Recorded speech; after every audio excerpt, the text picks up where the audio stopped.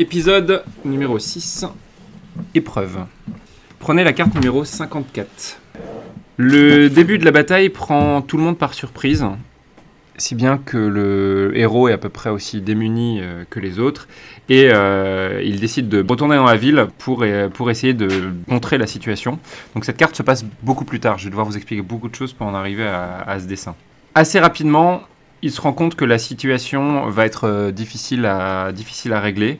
Plus précisément, donc les tempérés qui ont coupé le temple du reste de la ville tiennent si bien leur position qu'il n'y est possible de réaliser aucune attaque, aucune percée. Aucun groupe peut essayer de franchir le trou qui a été créé sans se faire massacrer et c'est assez rapidement un bain de sang. Donc le héros, lui, tente une nouvelle approche et sans avoir consulté ni le doyen ni les dignitaires de la ville des érudits, commence à parler des discussions qu'il a eues avec les tempérés sous la tente et de dire il faut que nous acceptions certaines de leurs demandes pour ensuite aller auprès des tempérés qui sont en train de tenir le temple et leur dire que certaines choses ont été acceptées, donc il faut qu'ils battent en retraite. Mais ça ne se passe pas bien. Non seulement dans son propre camp, l'unité est difficile à obtenir, mais en plus, toutes les discussions qu'il essaye d'entamer avec ses adversaires se soldent par des pluies de lances qui visent à le transpercer. Et il échappe de justesse à la mort. D'ailleurs, son épée s'y trouve brisée, ce que vous voyez sur la carte.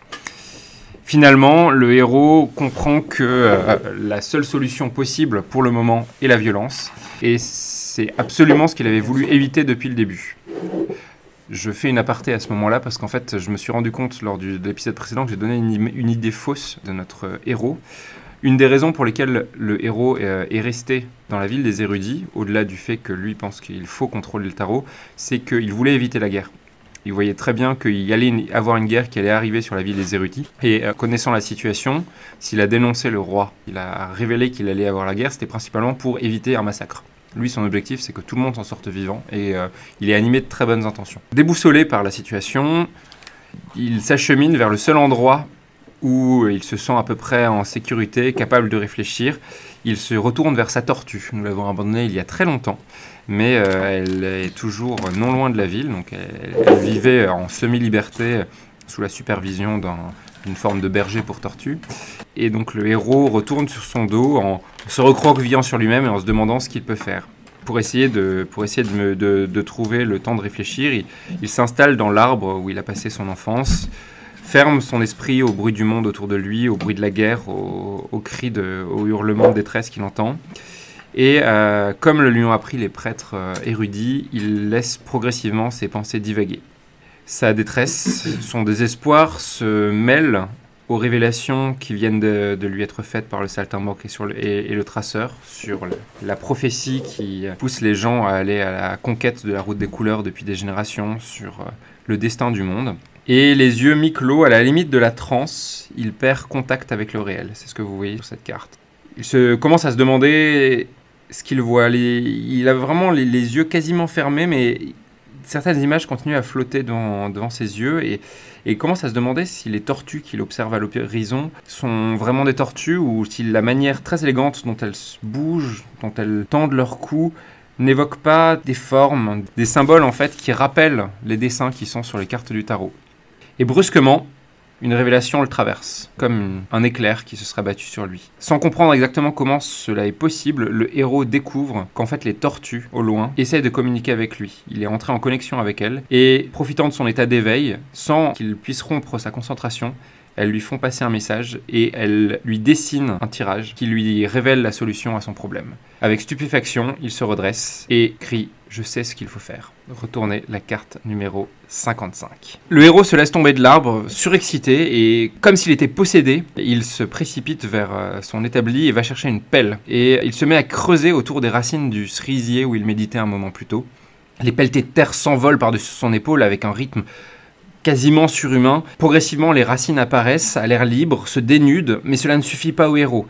Il se met à crier vers les gens qui le regardent de loin, parce qu'on commence à remarquer son agitation. « Apportez-moi de l'eau, des quantités d'eau, des tonneaux d'eau, tout ce que vous pourrez trouver !» hurle-t-il à ceux qui le regardent, sans doute à cause du prestige dont il jouissait de ces derniers jours. On n'ose pas vraiment lui refuser, des personnes se précipitent à l'intérieur de la ville et reviennent en portant de lourds tonneaux qui sont transbahutés jusqu'à sa tortue. Alors quand le héros juge qu'il a assez creusé, et que le trou est suffisamment profond. Il fait renverser les tonneaux à l'intérieur, créant un espèce de tout petit lac qui remplit la cavité de la tortue. Alors, à cette seconde précise, les exclamations fusent de partout.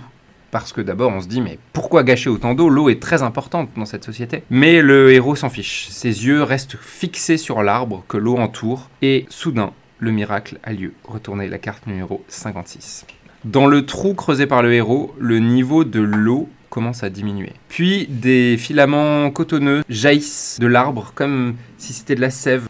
Elles s'exsudent et se transforment doucement en un nuage qui soulève l'arbre par le dessous. Et la foule rassemblée autour du héros ne peut que pousser des exclamations face à ce qu'elle voit, c'est-à-dire un nuage complet, pousse l'arbre vers le haut et l'emmène vers le ciel, à une vitesse telle que le héros seul a le temps de bondir sur ce petit nuage et de se laisser porter vers les cieux. Alors, à tous ceux qui l'observent en bas avec fascination, il crie « Nous allons mettre un terme à ce massacre !» Avec son corps, il impulse un mouvement au nuage pour l'amener en direction du temple érudit, là où se jouent tous les massacres. Dans la ville, tous les regards se tournent vers cette figure qui vole au-dessus d'eux. Les gens sont absolument subjugués, mais lui les ignore. Il ignore chaque exclamation, chaque cri, tout ce qui l'intéresse. C'est d'arriver à destination, d'arriver au cœur des combats, de mettre un terme à la mort qui sévit partout. Quand il arrive sur les lieux, son apparition fait taire tous les combattants. Le mouvement s'arrête, et lui parle. « Oui, mes amis, dit-il, vous voyez un arbre qui vole. C'est un miracle, n'est-ce pas? C'est du jamais vu. Comment ai-je fait ? C'est très simple, le tarot me l'a ordonné, mais ce n'est pas le tarot que vous tentez d'interdire dans vos temples érudits. La nature, en fait, vibre au même rythme que l'âme du tarot, que celle qui répond à vos questions, que celle qui transmet du savoir par le terrage. Et si on l'écoute, elle est capable de donner des messages même si l'on ne dispose pas de cartes. À moi, le tarot a dit qu'il fallait que je sache élever les arbres, que si l'on nourrissait suffisamment d'eau les arbres qui poussent sur nos tortues, ils allaient être capables de s'élever vers le ciel et de créer une forêt céleste. Pour les érudits, elle m'a donné ce message. Depuis des siècles, vous avez une prophétie qui dit que quelqu'un sera capable d'élever les arbres vers le ciel. Cet homme, c'est moi. Et donc, cela doit vous donner un signe que vous devez m'écouter. Je vous dis donc, cessez de ce combat, laissez place aux tempérés, faites-leur confiance. Pour vous, les tempérés, j'ai aussi un message du tarot. Ce message dit, depuis des siècles, vous vénérez les voies de la nature, et vous avez raison. Ne gâchez pas tout maintenant, ne faites pas en sorte que ces arbres sur lesquels vous avez travaillé pendant des siècles pour leur permettre d'être divers, de posséder des graines différentes, soient détruits dans une guerre qui n'a pas de sens. Au bout du monde, au bout du chemin des couleurs, là où tout va se jouer, nous avons besoin de cette diversité, nous avons besoin de ce que vous avez mis des siècles à construire. C'est là que votre prince est parti, c'est là que vous devez partir. Arrêtez de vous battre. Continuez la route, allez porter secours à celui qui doit concrétiser vos espoirs. Retournez à la carte numéro 57. Ce discours effare à peu près tout le monde. Les prêtres des érudits, complètement perdus, se mettent à interroger leurs cartes. Est-ce que le héros dit vrai? Est-ce que vraiment il est celui que les prophéties appellent depuis des siècles?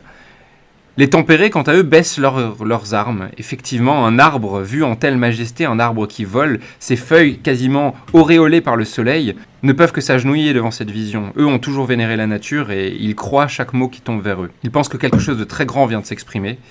Et ils n'ont pas besoin de vérifier, comme les intellectuels érudits, qu'il y a une vérité ou non dans ce qu'ils ont entendu. Ils le savent. Le mal ne saurait pas créer quelque chose d'aussi beau que ces arbres volants. La reine des tempérés décide à ce moment-là de profiter de cet instant suspendu pour se tourner vers les siens et leur dit « Arrêtez le siège, il faut que nous partions.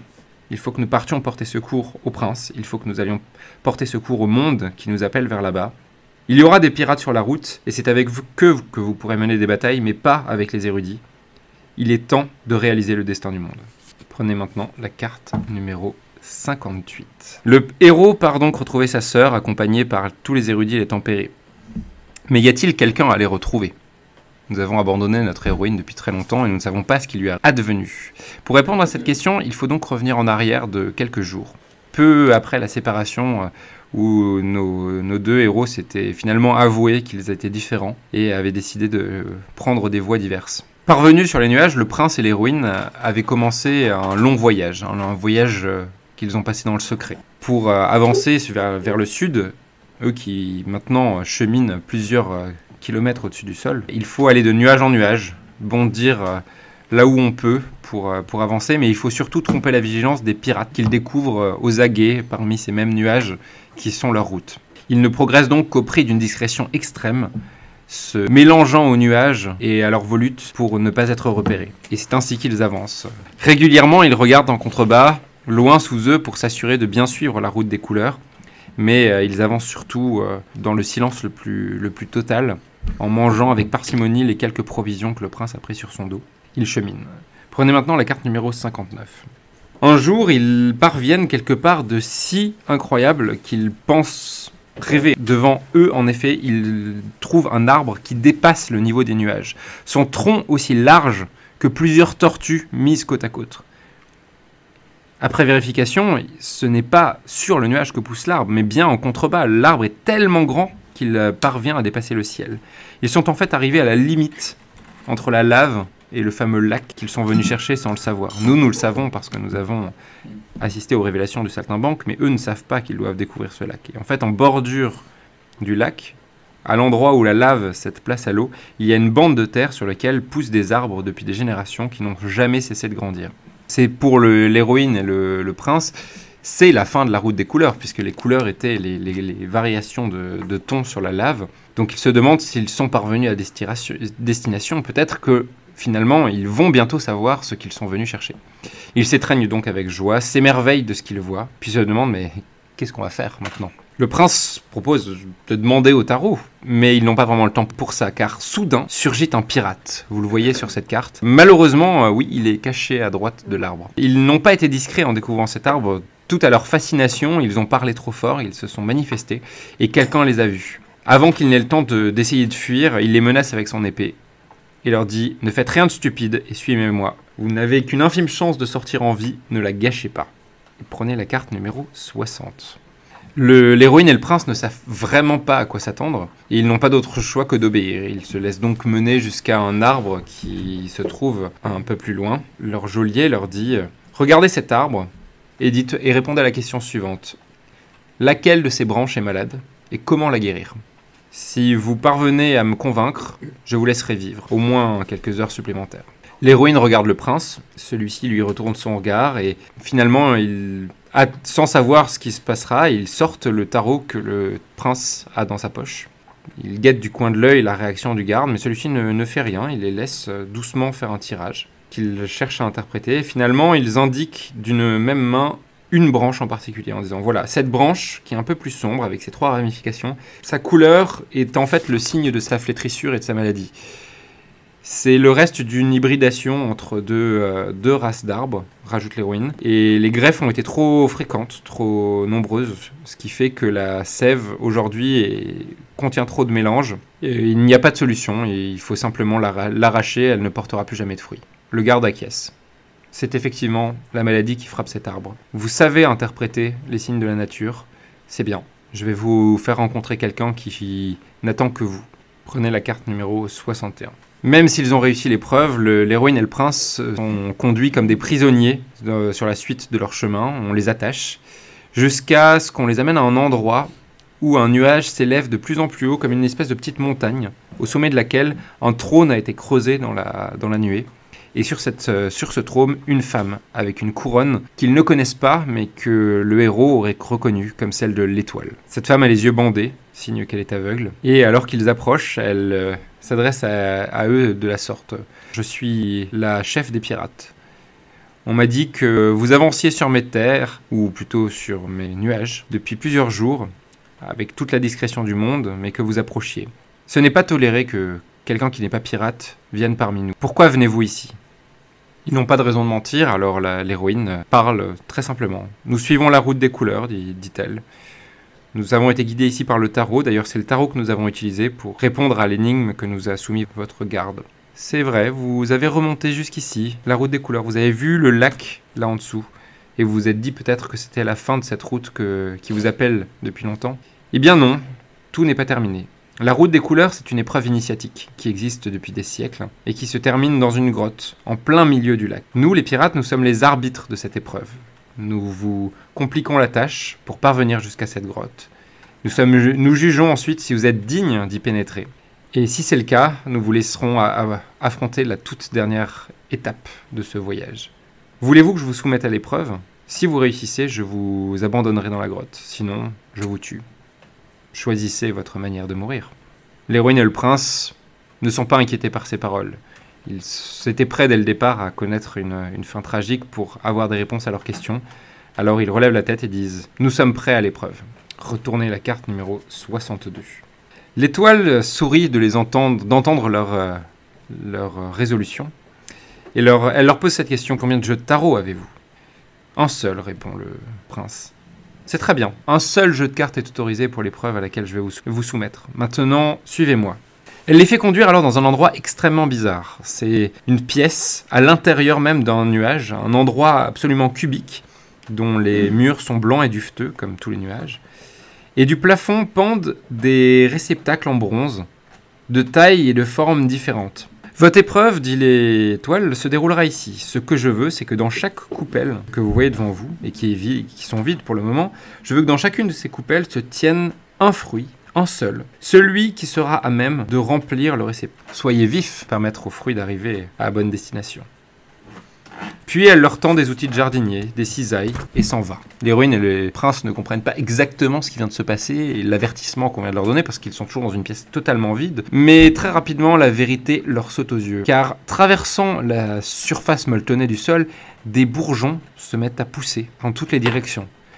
Ils poussent à une vitesse absolument effroyable, impossible. En quelques minutes, ces bourgeons sont devenus des arbrisseaux, puis des arbres. Ici un cerisier, là un abricotier, là encore un jujuvier. Certaines formes et races de fruits leur sont absolument inconnues. Toujours est-il que ces arbres poussent à toute allure et vont remplir la pièce, potentiellement les étouffer, les écraser et leur empêcher de respirer. Le prince dit alors « J'ai compris, il faut que nous taillions ces arbres pour que leurs fruits poussent exactement dans la bonne direction et tombent au bon endroit. » L'héroïne répond « Oui, mais nous mourrons étouffés avant. Si tous les arbres arrivent à maturité à la même vitesse, la pièce sera remplie, il n'y aura plus de place pour nous. Il va falloir couper certains arbres, favoriser d'autres, faire des greffes. Comment faire tout ça ? Je vais tailler, dit le prince. Ma famille était tempérée et je me suis intéressé dans ma jeunesse à des livres sur l'arboriculture. Toi, tire les cartes. Ton instinct va nous guider. Il nous dira quel arbre choisir, dans quelle direction le pousser. Il nous dira comment amener ce jardin à avoir la forme qui permettrait à l'épreuve d'être réussie. Le temps nous est compté, nous ne pouvons pas penser. Nous ne devons qu'être un avec le flot des signes du tarot. Très bien, répond l'héroïne. Je peux faire ça. Les cartes me guideront. Ils n'en disent pas plus. Les arbres à la croissance véloce arrivent déjà au niveau du ventre. Il faut agir. C'est alors un spectacle époustouflant qui se déroule. Le prince, lui, coupe, greffe, taille, pendant que l'héroïne, couchée à terre, enchaîne les tirages, les sanctionne d'un ordre, d'un mot jeté à toute allure, une indication très sèche que son partenaire suit aussitôt. Il coupe ce qu'il faut, il retaille dans la bonne direction, et tout pousse à un rythme de plus en plus effréné, de plus en plus entêtant. Ils ne savent pas s'ils vont survivre, mais ils n'y réfléchissent pas. Tout ce qu'ils font, c'est suivre leur instinct, faire pousser les arbres, pousser les greffes dans la bonne direction, amener les fruits à jaillir. Soudain, de nouvelles pousses jaillissent, et ils ont à peine le temps de les reconnaître que déjà ils les ont taillées, repoussées, réamenées dans la bonne direction. À un moment donné, il n'y a plus d'espace possible, alors toutes les greffes se font sur un arbre principal qui slalome entre tous les réceptacles où les fruits doivent tomber. Il coupe ces tiges surnuméraires et absorbe toute l'énergie possible pour l'amener au bon endroit. Les deux héros sont absolument au bord de l'épuisement là. L'héroïne voit flou, le prince dégouline de sueur, il ne marche quasiment plus droit, mais les fruits sont presque tous au bon endroit. L'épreuve est presque réussie quand soudain, un craquement énorme retentit. L'arbre sur lequel se tient le prince cède sous lui et tout s'effondre. « Nous avons perdu, soupire le prince. Je n'aurai plus la force de remener le combat que nous venons de tenter. Nous avons échoué. Prenez la carte numéro 63. » L'héroïne et le prince sont côte à côte, sur la souche restante de l'arbre qui vient de se déraciner. L'énergie leur manque, mais ils se sourient. Jusqu'au bout, ils auront essayé. Ils auront tenté l'épreuve. Dans leurs yeux, il n'y a aucune peur, seulement la satisfaction. Une complicité qui les fait frémir. Rêvent-ils à cet instant de ce qui serait arrivé s'ils avaient vécu ensemble, seuls sur une tortue, au gré des saisons et des pluies, plutôt que de s'entêter dans leur quête de la route des couleurs? Il est impossible de le dire. Le mal est fait. Ils auront voué leur vie à une quête qu'ils n'auront pas réussi à mener à son terme. « Nous allons mourir, dit l'héroïne. »« Non, dit l'étoile. L'épreuve à laquelle je vous ai soumis est trop dure, absolument impossible à faire. Notre objectif était de voir vos limites, et vos limites sont largement supérieures à toutes celles de celles et ceux que nous avons soumis à l'épreuve jusqu'ici. Personne n'était allé aussi loin. Vous êtes les premiers que nous jugeons dignes d'affronter la dernière épreuve, la vraie épreuve. Celle-ci était un entraînement. Maintenant, vous allez faire face au véritable adversaire. Prenez maintenant la carte numéro 64. L'héroïne et le prince montent dans une barque en direction de l'île où tout va se jouer. L'étoile a l'air sereine à l'avant. Le prince est tellement épuisé qu'il endort presque. Seule l'héroïne, elle, réfléchit. Quelque chose dans la manière dont l'étoile a parlé, en focalisant toute son attention sur le prince, l'inquiète. Elle aimerait demander aux cartes ce dont ils retournent. Elle a l'impression que l'étoile leur cache quelque chose. Mais elle sait que, tout aveugle qu'elle soit, la chef des pirates sentirait ses mouvements pour interroger les cartes. Qu'est-ce que c'est que cette histoire? Une épreuve juste pour eux? Tout ça ne serait qu'une quête individuelle? Elle n'y croit pas. Elle devrait recevoir plus d'explications, elle le sent, et ce silence qui se fait autour de la dernière épreuve l'inquiète. Prenez la carte numéro 65. Parvenus devant la grotte, l'étoile leur dit « Je vais entrer avec vous, regardez comment vous vous soumettez à l'épreuve. » Elle leur tend une lampe, elle n'en a pas besoin puisqu'elle est aveugle, puis elle leur tend aussi une sac de graines. Ils pénètrent ensemble dans une galerie qui descend dans les profondeurs. Son plafond est lézardé, déchiré, détruit. L'étoile leur dit alors « Vous voyez le plafond ? Dès que vous allez insérer des graines dans une de ces interstices, elles vont pousser, plus vite encore que dans la pièce où vous avez été soumis à l'épreuve tout à l'heure. Votre objectif désormais, c'est de faire pousser une forêt du plafond vers le sol, et sans mourir étouffé entre tous ces arbres qui vont jaillir vers vous. Les derniers qui ont essayé, cela ne s'est pas bien passé. Les arbres ont été arrachés depuis, et vous ne voyez plus rien, mais ce fut un massacre. Votre objectif est de faire une forêt la plus diverse possible. Leur croissance sera moins rapide si les arbres sont différents. Comment saurons-nous que nous avons terminé devant l'héroïne? Vous saurez, dit l'étoile, et je n'ai pas plus à vous en dire. Le prince et l'héroïne se regardent. Après tout, ils sont venus pour ça, alors ils se relancent dans une quête effrénée d'arboriculture. Comme un peu plus tôt, ils se mettent à faire pousser des bourgeons, et l'étoile n'a pas menti. Les arbres jaillissent à une allure telle qu'il faut presque se retirer pour ne pas être écrasé lorsqu'ils sortent du plafond. La situation est bien plus complexe d'ailleurs, car il faut courir partout à la fois. Ce n'est pas une petite pièce qu'ils doivent peupler, mais une immense galerie dont tout le plafond est lézardé d'interstices. Et à mesure que les arbres poussent, les fissures du plafond s'agrandissent, les pierres tombent, tout tremble. L'héroïne et le prince commencent à craindre pour leur vie. Reprenez la carte numéro 66. Mais heureusement pour eux, ils sont absolument en phase, ils sont en transe, galvanisés par la circonstance. L'héroïne fait un avec le tarot. Ses ordres pleuvent en direction du prince qui, lui, est son bras armé. Instinctivement, elle sent que l'étoile se met en retrait et qu'elle tire le tarot, mais elle n'a pas besoin de la regarder pour savoir ce qu'elle fait. Toujours en phase avec le monde, l'héroïne sent que, pour l'étoile, le flot du tarot s'est bloqué, et que, quelle que soit la chose qu'elle veut tenter pour le moment, elle n'y arrivera pas. L'héroïne est tellement en transe d'ailleurs que, tout en continuant de donner des indications au prince, elle finit par intercaler un petit tirage pour comprendre ce que fait la souveraine des pirates. Elle n'a pas oublié ses inquiétudes dans la barque, elle n'a pas oublié sa certitude que quelque chose cloche dans cette histoire. Un regard, un tirage et elle comprend tout. Elle se tourne vers l'étoile et lui dit « Vous n'y arriverez pas. Je sais ce que vous dit la prophétie à laquelle vous croyez. Un jour viendra un élu capable de relever l'épreuve et il aura besoin de quelqu'un pour l'épauler. Ce quelqu'un, toute votre vie, vous vous êtes préparé à l'être. Vous pensiez épouser le prince et continuer avec lui son travail. Mais le prince est arrivé avec quelqu'un, moi.